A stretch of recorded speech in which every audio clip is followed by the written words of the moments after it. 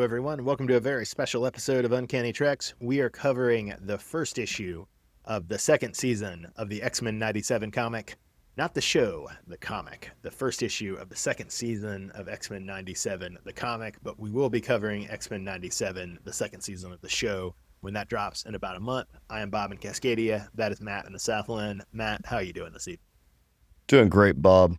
So we have this Google Drive where we keep all of our notes and stuff, and Bob makes very good notes every episode we do. I get tired or bored. Yeah, somebody gets tired of boarding. So I go on, I'm trying to find the notes for this particular episode, and I'm thinking, okay, so this is a comic. So I go to comics, and then I go to Marvel Comics. I go to Marvel, and okay, it's X-Men, so I click our X folder. X-Men, okay, and Bob's got Grand Design, Krakoa, Morrison Era, Silver Age. I'm like, okay, crap. This is right to think for a minute. It didn't fit any of those. But I thought maybe he fit it under Morrison Era because we're talking about that recently. No, it wasn't in Morrison Era. So I back out of it. Then I go back and oh, Bob, why are you making this so complicated? Then I realize Bob's system is so good that it makes sense. So what you do is you go out of Uncanny Treks, and Bob has a folder called Marvel Media. You click the Marvel Media button, and then you click the Marvel Animated Universe, the X-Men 97 folder, then you click Season 2, and there it is. Now, Bob, most people are, Matt, why are you going into all this detail? Because, Bob, this is why we're friends, because I appreciate that filing system. I have the soul of a bureaucrat, Matt. I should have been a file clerk. Props, my friend. This is amazing. That makes perfect sense where the man put it. There you have it. To start the episode off, though, Bob, on the cover, we get a poster, and it looks like the X-Men may be missing. They're in these random old school outfits that we haven't seen in a while. I wanted to ask, I couldn't remember, and I haven't gone back and watched any of X-Men 97 Season 1. Are these maybe the uniforms they put on at the end of X-Men 97 for the big climactic mission? These are mostly late 60s, late 70s classic outfits, especially for Storm, Cyclops, and Marvel Girl, aka Jean Grey, and Nightcrawler and Wolverine. So I was wondering, were these what they were wearing in the climax of X-Men 97 Season 1, or these the classic costumes from the Claremont run and the Neil Adams run? This is what they were wearing at the end of that episode. They had all switched outfits, these classic outfits. Nice. They vanished at the end. I feel like I need to go back and watch the entire season before we do our season 2 coverage. If you do that, you should also listen to our entire coverage of X-Men 97 Season 1. If you do go back, listen to our coverage as you watch, it's a good thing. It's not a bad thing. You'll appreciate it. I need to be reminded of everything that happened within season 1. I want to go in with that knowledge. Going back to the cover, you see that you have some X-Men here that they were in the other seasons as well. You have Forge, you've got Jubilee, you've got Sunspot, and you've got Bishop. The cover set up pretty cleverly where you've got the poster and then you've got the four X-Men in the foreground in front of the poster. This is actually going to come up when we look at panels in the issue too, this kind of arrangement in an interesting way.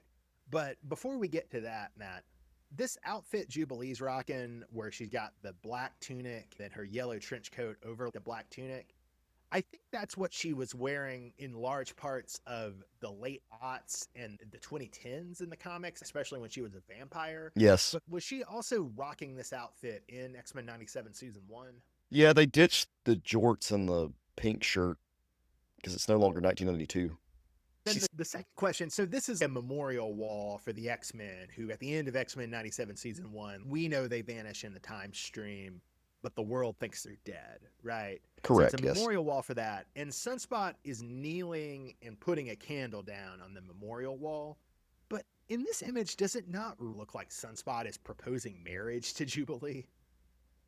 It does. He's cupping the candle in his hands at a little bit, almost you could imagine him holding a ring pillow. He's And looking it's a up very at strange Jubilee. image. Speaking of strange images, Matt, I did want to flag in our digital copy, which I think is also true in the print copy of this, on the inside cover, you've got a tribute to Sam Keith, an artist who died this year, who famous for doing some wild art on Wolverine, some wild art, and creating the series The Max, which was an MTV cartoon back in the 90s. I've always liked Sam Keith's stuff, and I thought the images they got from Sam Keith's Marvel work here, and then the nice paragraph about him, that was very sweet. So I appreciated that as a set. There's other work too. You've read the Max, haven't you? I mostly know Sam Keith from Sandman and occasional Doctor Strange work in the early 90s. I need to read The Max. I know it's a wild series, but I have never gone back and watched the MTV show or read the original comic. It's very 90s.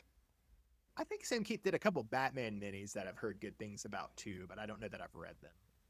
That would be worth running down. Before we get to the meat of the comic, Matt, another thing, we've got the credits page, and the credits page has a recap. And man, the recap was super helpful about catching me up about what happened in season 1 of the show, because it has been 2 years. I do love too that they have continued with the 90s graphics for the art style. It's continued over from the previous comics run. A lot of pink, a lot of lines that look like they were drawn by a highlight pen. Yeah, squigglies, yeah. Then we get to the actual first page of the comic, Matt, and we have the exact same graphic that we saw at the end of X-Men 97 season 1. And it's a board where all the X-Men are displayed and all the other possible X-Men members, and Forge and Bishop are looking at this board. So we see who's missing and presumed dead. We see who's off-world. Literally all the characters and their placements, I think, are the same as in the cartoon.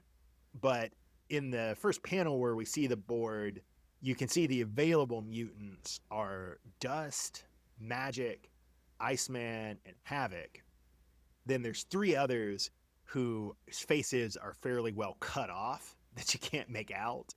So I had to go back to my notes from the last episode of the first season to figure out that, oh, okay, so the 3 whose faces are cut out, we have Exodus, we have Shadowcat, Kitty Pryde, and then we have Emma Frost, which then proved to be totally irrelevant because as you scroll down the page in the digital copy, they then show you, they don't show you Emma Frost clearly, but they show you Exodus and Shadowcat Right, Exodus, yeah. clearly.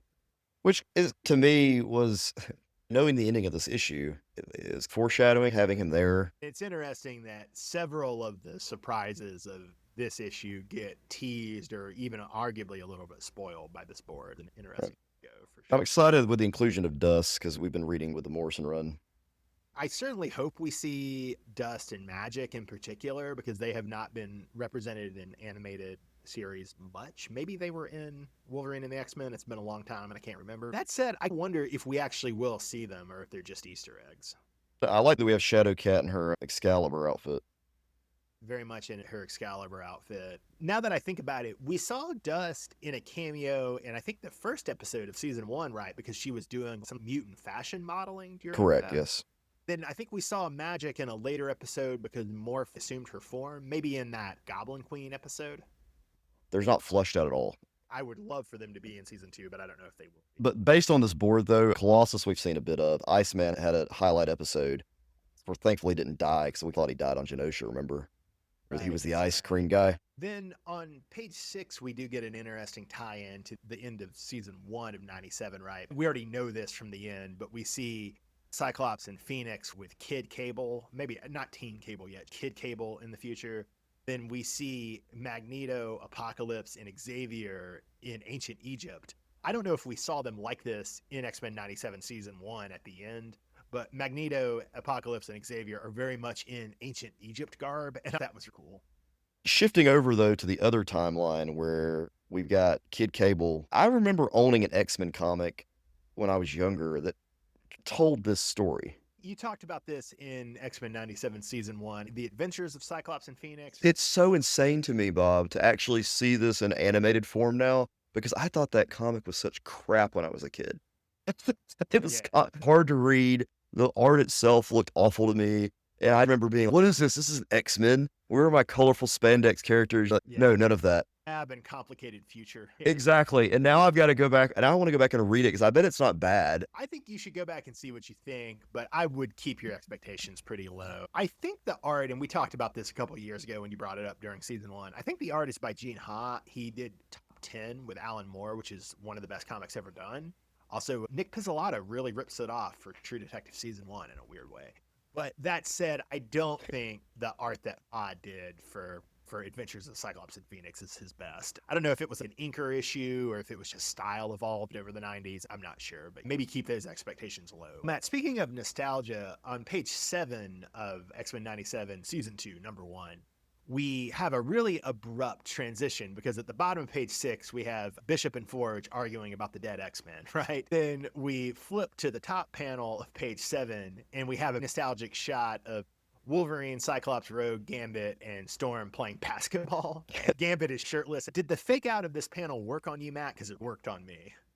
It did for a moment, yeah. But there's a little bit of a hint, though, in the page. The artist of this does a good job of drawing the glass reflections on the image, right? So you can see the lines of light on the image. And if you go down to the next panel on the page, it's, oh, this is a picture of the old X-Men playing basketball. And Jubilee has it in a frame and she's putting it at the memorial in Central Park for the X-Men.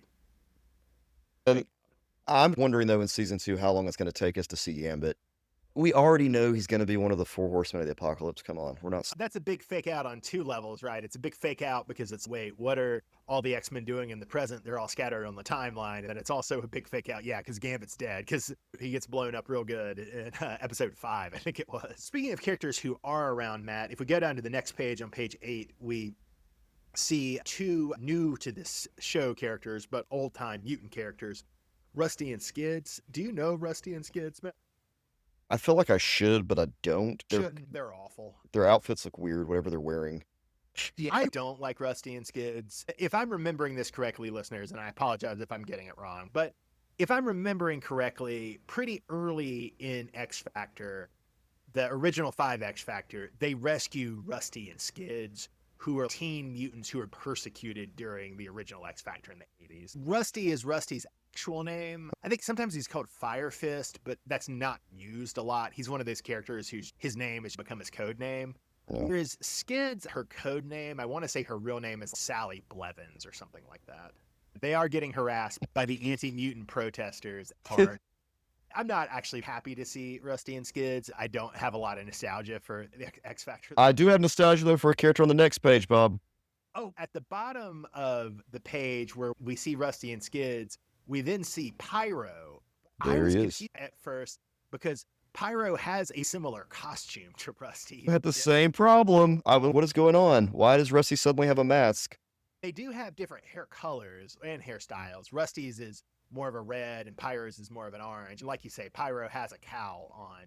We do get a reveal, though, on the next page that it is Pyro, and he's looking cool. Then we do get, I'm going to call them the Brotherhood of Evil Mutants. They're definitely an off-brand Brotherhood of Evil Mutants. You could also maybe call them the Mutant Liberation Front because they have some overlap with the Mutant Liberation Front, too. That's an antagonistic mutant team to X-Force in the early 90s. But on page 9, we see Pyro is chilling with, do you know who these 4 mutants are, Matt? I know who Avalanche is. He makes earthquakes. Then you got this guy with this handgun thing. His name is Random. And the only reason I know him is because he had an action figure that's a peg warmer. I don't know very much about Random, but Random is, I forgive the awful pun, a random character. He's supposed to be something of a parody of Lobo and your 90s anti-heroes. He's sometimes a villain, but he also joins X Factor, but not the original 5 X Factor. At some point, he joins the government X Factor, but he's also sometimes an evil. He varies. You've also got this guy named Forearm, like the dude from Mortal Kombat. But it's not spelled F-O-U-R, it's spelled F-O-R-E, Forearm. I have no clue who this other character is. Oh, it's cool. Tempo is cool. So she is in Strife's Mutant Liberation Front in the early 90s, X-Force.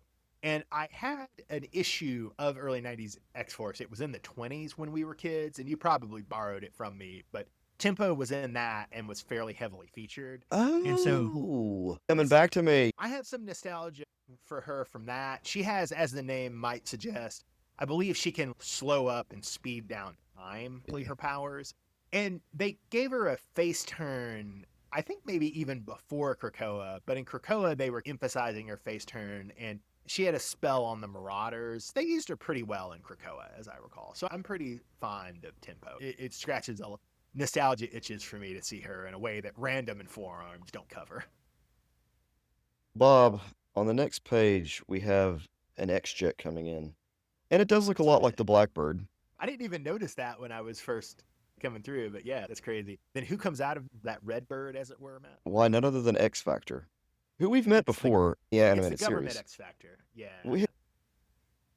So we've got Havoc, Polaris, Strong Guy, Multiple Man, and Wolfsbane. I did have to confirm for myself. I'd forgotten this, but when we see X Factor in X-Men 92, Forge is their leader in X-Men 92. But I've left the team since then. I'd forgotten that, much to my own embarrassment. Havoc is the leader now, which as he is for much of the 90s. And I do have to say, man, this is in some extent a response to Havoc's controversial statements in Rick Remender's Uncanny Avengers comic in the early 2010s.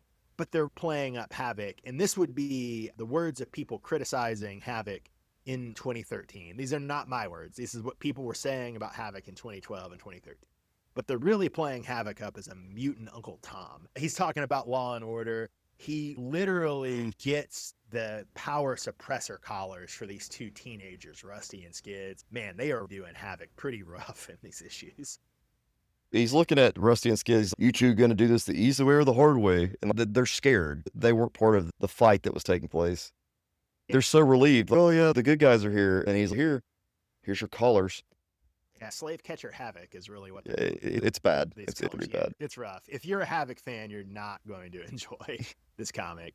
Then on the next page, we have Sunspot running into his mother again as he and Jubilee flee the government X Factor. We have Sunspot's mother teaming that she's going to try and do the plot for Joss Whedon's Astonishing X-Men and for X-Men 3, the movie. She's going to try and come up with a cure for mutation. I wasn't as excited about this part because I feel like I've seen this too many times.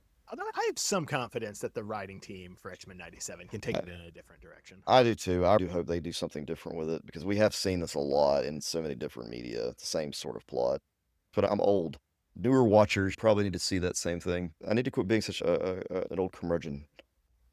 It's funny. So the next thing, I got ficked out again pretty well by this comic. So this is page 16. We see Sunspot rebuff his mother. She's being awful and anti-mutant. So we have spying on Sunspot and Jubilee. We've got Cable looking at them through binoculars. And it's funny to have Cable's glowing eye looking at somebody through binoculars. You go to the next page and it's on page 17 in the comic. Then you see these are members of the Alliance of Evil. Have you ever heard of that team before, Matt? I did not have a clue who these people were. Okay, so this is Apocalypse's initial group of henchmen because Apocalypse is introduced early in X Factor as an opponent for the original 5, and he has his Alliance of Evil who fight X Factor. But it's these 3 characters, Tower, Stinger, and Time Shadow, who honestly I didn't remember, don't recognize, couldn't tell you a thing about. Then they're referencing the 4th member of the Alliance of Evil, Frenzy, who we're going to see later in this issue. No offense if there's any Alliance of Evil fans out there, but besides Apocalypse, Frenzy's the only person from the Alliance of Evil that matters. But we have these 3 members of the Alliance of Evil, and they're stalked by Archangel and Psylocke, and we see in panels Archangel and Psylocke's silhouette up in the night sky following them. Then we see that on the bottom panel, we see Cable is also looking at them through his binoculars. It's funny because I assumed that Cable was stalking them for different reasons than Archangel and Psylocke. Then in the next couple of pages, we have Archangel and Psylocke and Cable all attack the Alliance of Evil. And we realize that Cable, Psylocke, and Archangel are working together as X-Force. That was a pretty fun fake out for me, at least, especially because all 3 of those characters have been on X-Forces before, but usually you see Cable on X-Force leading the X-Force in the 90s, whereas you see Archangel and Psylocke on the X-Force in the late aughts, the early teens, when it's the Strike Force for Cyclops, right? Cable has led a couple X-Forces since, but I don't think Archangel and Psylocke have been on the ones he's led, although maybe I'm forgetting something. There may have been some iteration at some point, but I like how he's taken some of Remender's X-Force. We've got the new X-Force right now as Archangel, Psylocke, Cable. They've beaten down the Alliance of Evil. Then we go to this Ersatz Brotherhood of Avalanche, Forearm, and Pyro are getting transported. And we have Madrox, the Multiple Man, also being a government stooge to them, which it's one thing to make Havoc a government stooge. And again, not my phrase, the phrase other people have used to make Havoc a slave catcher and an Uncle Tom. That's one thing, and it makes sense given Havoc's checkered history in the comics.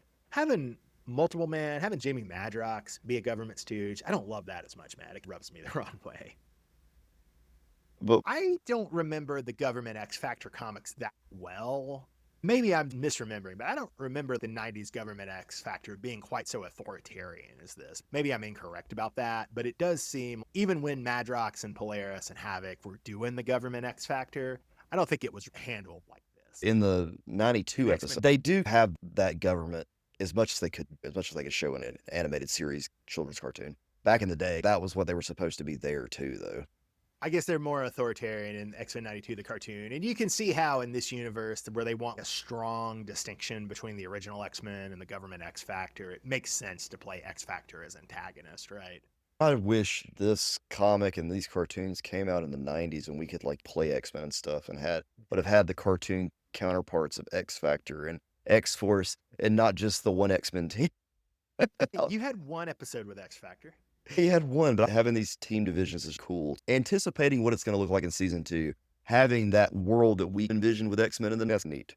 So many different teams available, different setups, different combinations of members. So we get another great fake out on page 24. So this kind of Ersatz brotherhood with Rusty, Skids, Random, Tempo, Avalanche, Pyro being transported by Madrox and the government X Factor. Then watching from above in the same device we saw with Archangel and Psylocke, we have a purple caped figure hovering. Definitely they want to fake you out that it's Magneto. And they got me at first. Then you can slightly see the curve of the weird thing that Exodus wears on his shoulder mat. So on a second look, I was, oh, yep, that's Exodus. They're faking us out.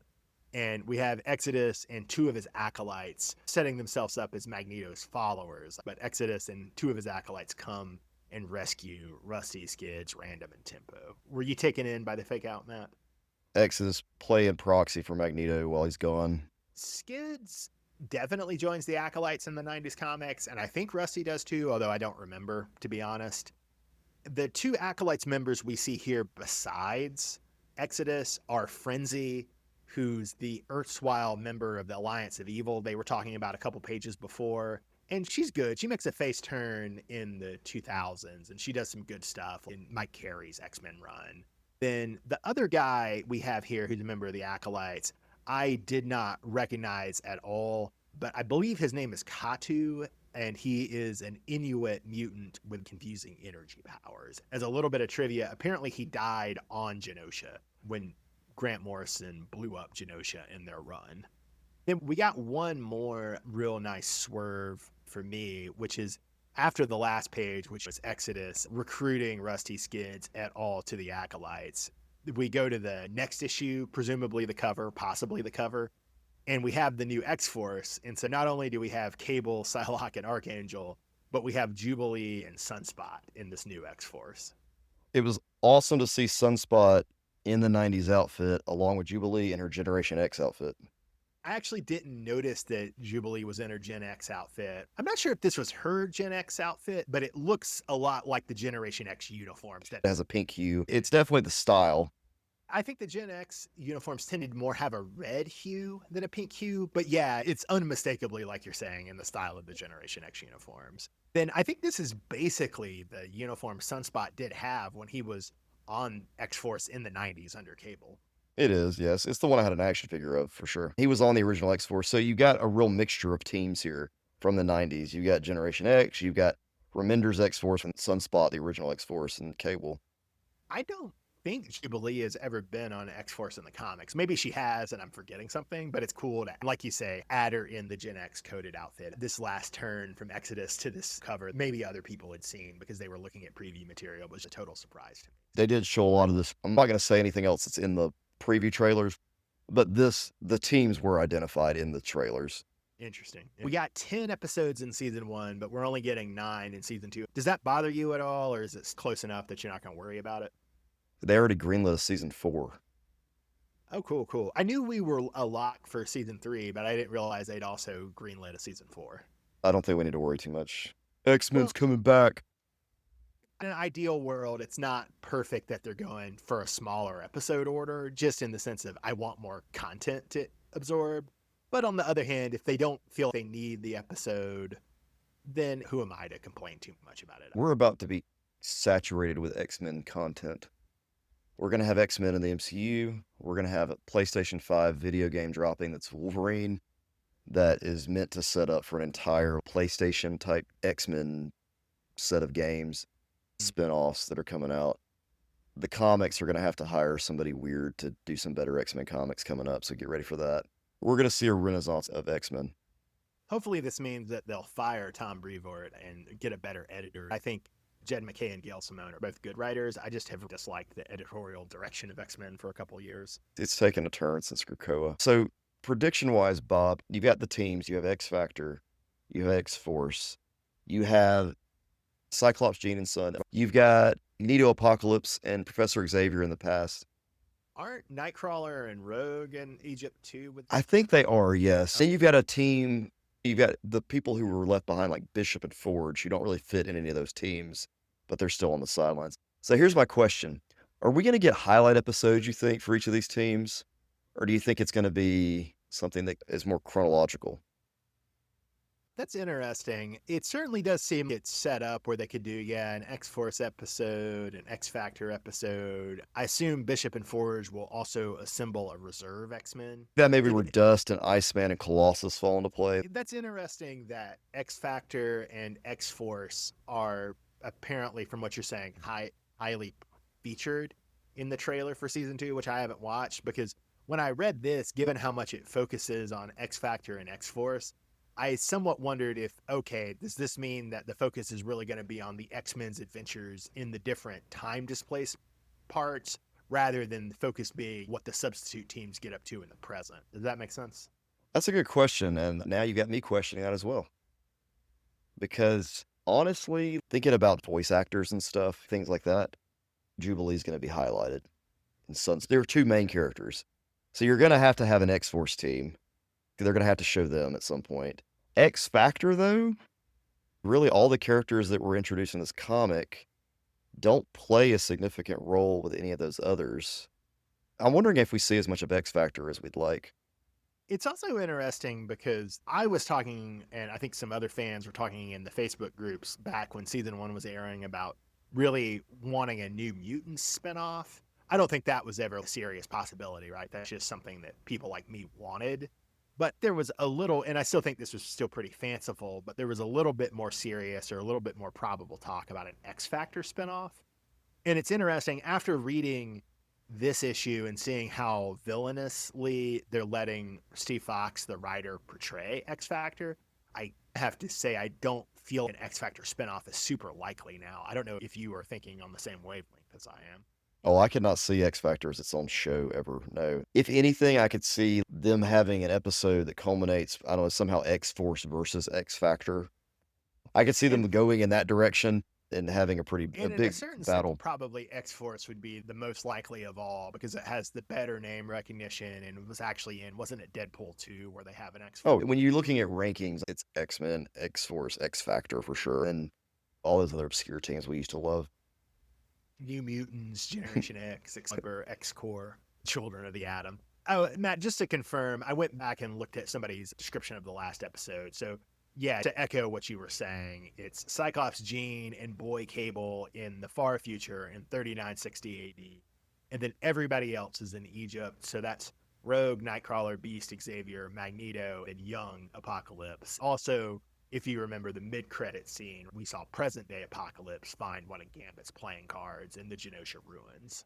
I'm betting X Force is taking on Apocalypse in the That present seems day. likely, especially given, yeah, Cable's role in X-Men 92. Also, traditionally in things like the Rick Remender run. That's Exactly, which follows them going in and doing that. And we may even get that whole plot with another child apocalypse. be interesting to see if there'll be any collisions between Exodus and Apocalypse, or if they'll be cooperating, or if they'll be antagonistic, or if they'll just be separate villains, right? Maybe you have X Factor more going after Exodus and the Acolytes, and you have X Force more going after Apocalypse. That'll be interesting.